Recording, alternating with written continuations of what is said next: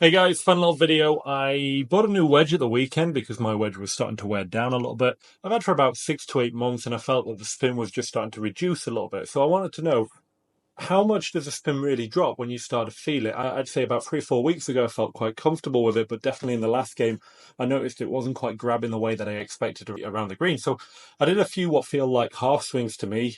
I've collected the data and we're going to have a look at that data and then see what we can learn from that. So I hit the Ping Glide 4.0. I managed to get a same replacement. So I use a 58-degree Glide 4.0 S grind, which I absolutely love. The sole's very forgiving if you're somebody who tends to put a little bit too much shaft lean on it and dig the club into the ground. He also compared it to a rusty Vokeys T grind. So I've got a 58-degree T grind, very, very sharp, very unforgiving, but barely seen the golf course. Maybe 15 minutes on a practice area, but I've not used it in play. And then I got the brand new wedge, and then I decided to just put water on the face. What's it like when it gets wet? Definitely when we're practicing, many of us will be guilty of getting the club wet in the semi-rough and then not drying it off. So let's have a look how this data compares. I haven't actually looked at the data yet. I haven't even had the spin numbers up. It's all going to be new data to me. All in all, I've hit about 30 shots. So let's just have a look at all this data. Let's have a look at it all side by side. So that'd be the wet one. And I don't know what it was, but it did seem to just launch out to the right. I'm not sure if it's that less friction on the face that was causing it to start out right. And maybe the path was being a little bit more influential than the actual face in that particular shot. My original wedge, bit of a mix. The T grind wedge a little bit out to the right. And then my new wedge pretty straight. But my new wedge in wet conditions was off to the right. So if we look at a dispersion view, this is quite interesting to me because definitely the wet ones came out really short. So that's definitely going to skew that data so much.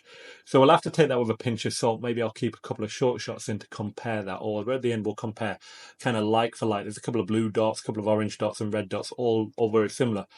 So we can compare the Vokeys T, we can compare the new wedge, and then we can compare the wet wedge and just see how they perform together. If you look at all the shots that I hit on the tracer, it does seem that the T grind had a little bit more bias to the right. That'd be the orange one. And it actually had quite a tight grouping. I would have thought because the Vokeys was more of a blade profile that it'd be a little bit more difficult to control the direction, but the forgiveness off of the Glide 4.0 with the cavity in the back would have been a little bit easier. It's not a big cavity. It's kind of more like a CB profile iron, but there's definitely a little bit more forgiveness than what I'd expect on a blade for a full shot. Let's just jump into what the real meaning of this test was. What's the difference between a 6-month-old wedge in white and the new wedge in blue? Well, first of all, that's what I could kind of feel. The launch angle on the 6-month-old wedge, it was launching higher. That was 33-degree launch angle versus a 32. The backspin, however, was only around 200 RPMs different, but that glide had that lower launch, higher spin, and a lower land angle appearance. So you get these kind of low flighted, checky shots. Carry distance about 56, stopping at 59. It looks spinny. Now, in reality, actually, the 6-month-old wedge, through its evolution, launched a little bit higher, spin a little bit less, landed a little bit softer, but it actually gave the kind of effect. It landed at 59, finished at 62. So I actually gained 3 yards of distance while swinging it at the same speed. Somehow got a little bit more ball speed as well, my efficiency a little bit higher.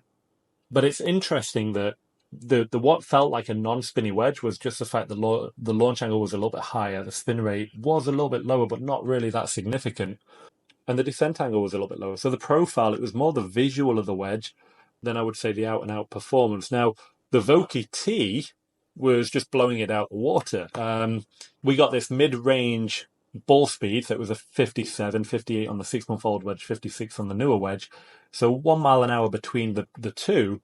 It was launching lower, it was spinning through the roof, and it was landing flat, and it was stopping within 2 yards. So if you want a wedge that spins, Vokeys are probably the king at creating high spin wedges. But interestingly, out of all that data, the Vokeys was just blowing it out the water in terms of backspin. If you want to impress your friends, you want to hit them low, checky spin wedge shots, probably the Vokeys is a wedge for you. For me, I feel like I spin the ball plenty. Actually, I feel like I'm a quite high spin player. The Vokeys might be a little bit too excessive for me. Here's stories of Brett Rumford that he was a very, very good short game player in the UK, and he would like to use older wedges because the grooves wore down a little bit and he found it a little bit more predictable for spin, and he didn't like it when the ball spun too much. So not all pros want brand new wedges and sharp ones, but then again, I think maybe Jason Day or Tiger Woods, they actually replace their wedges every single round. Incredible. Look at the top. I've just changed the data a little bit more. I've found some of the shorter ones that I hit with the 4.0 new wedge versus the 4.0 new wet. What was the difference? Well, 1 degree launch angle, 400 RPMs of spin, somewhat similar landing angle. The roll would be about 3 yards, and the roll on that would also be about 3 yards. So credit to Ping. I've heard the rumors that Ping wedges are probably the best wedges out there when they get wet.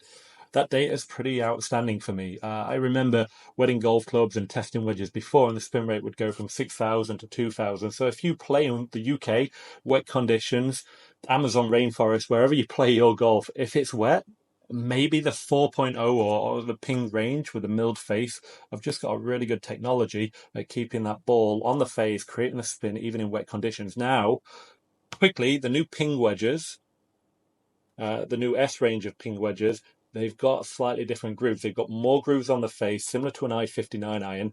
They're smaller grooves, they're spaced closer together. I have not tested that. I cannot give you or vouch for the quality of those wedges.